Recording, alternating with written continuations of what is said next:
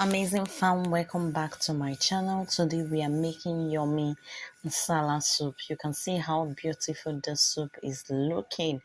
Now guys, Nsala soup is one of Igbo's richest soup.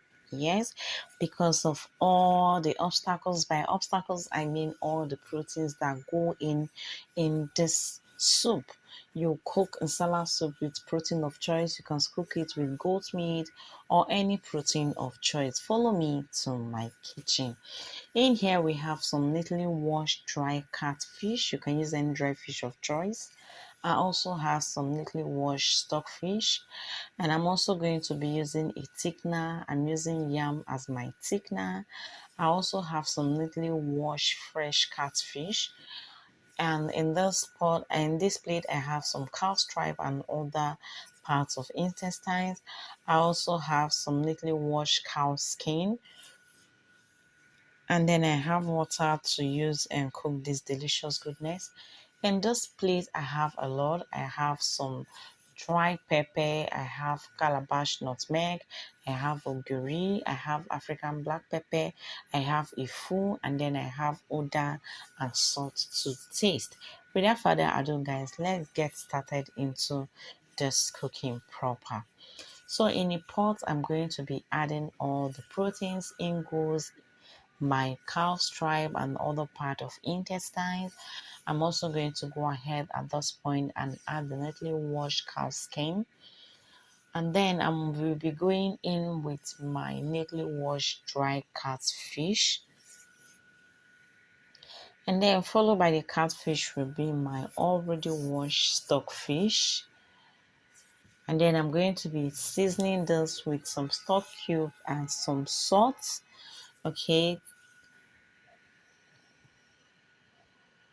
remember, in Nsala soup, you can use any protein of your choice.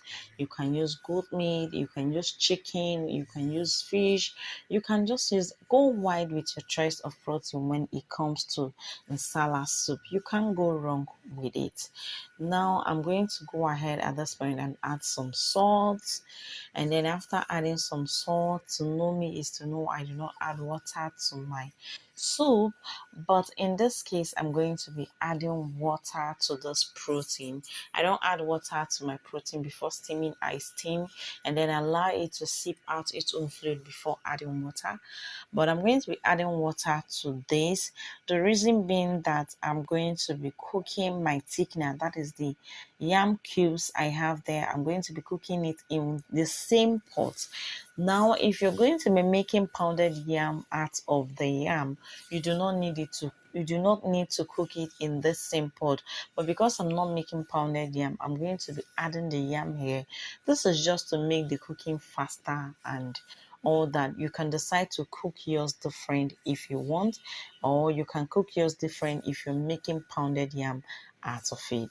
Now, after 15 minutes or so, the yam is tender now, and I'm going to be taking it out from this pot. I'm taking about 90 to 95%, or rather more than 95% out of this pot. I'm going to be blending it with my blender. You can use mortar to mash yours, but then I'm going to be using a blender because I want the soup to cook real fast. So I'm going to leave some of the yam cubes in this pot. I'm not going to be taking out everything. You can decide to take out everything and blend, but then I just like seeing yam cubes to an extent in my Nsala soup. Not much, but very scanty. So at this point, I'm going to go ahead and blend the yam cubes into a smooth paste. But before then, I've already added water in this, so I'm going to go ahead at this point and add my neatly washed fresh catfish. And because I added fresh catfish, these are all those Ifu, Calabash nutmeg, African black pepper, and all that. I've already blended them into a powdery form, so I'm going to add it at this point to build more flavor. I'm also going to go ahead at this point to add the remaining pepper and the remaining salt into the dish. And then after that, I'm going to give this a quick stir to combine properly. Why I decided to add this ingredient at this point is because I want to build in more flavor. I've topped in water and I've added another protein, so I need to build in more flavor in the stock to enable me have a very yummy soup. That is why I added all those ingredients. So I will cover it up and allow it to cook. I will allow the fish to cook for, let's say, 50%.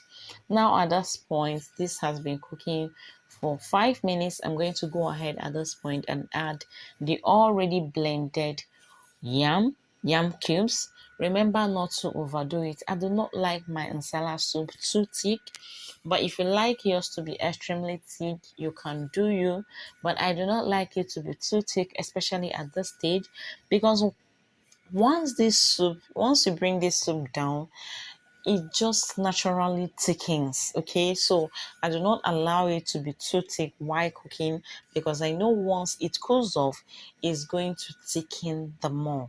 So at this point, I'm okay with what I have.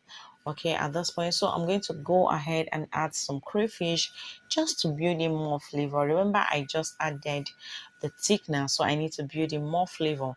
I'm also going to go ahead at this point to add the local seasoning, that is Ogiri. Ogiri give this dish a very yummy taste. You can't even go wrong with it at all. So I'm going to give this a quick stir to combine properly, okay, for everything to mix properly.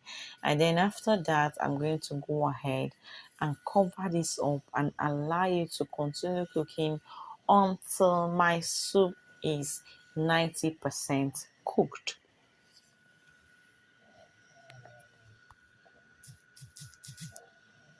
At this point, guys, this has been cooking for over 8 minutes.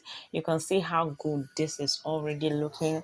Like I said earlier, I do not like my nsala soup to be extremely thick. You can see how good it's looking already. It's not watery and it's not too thick. I remember what I said once this cools off, is basically going to thicken. So you don't need to overdo it at this point. I'm going to go ahead and add my Utazi leaf. Utazi leaf is a bit bitter somehow, so you do not overdo it in this meal. And to be frank, fam, at this point, our soup is 98% cooked. I'm also going to cover it up or just let it boil for a few seconds, few minutes, and it's okay. At this point, if you've not subscribed to my channel, please subscribe and turn on bell notification for more.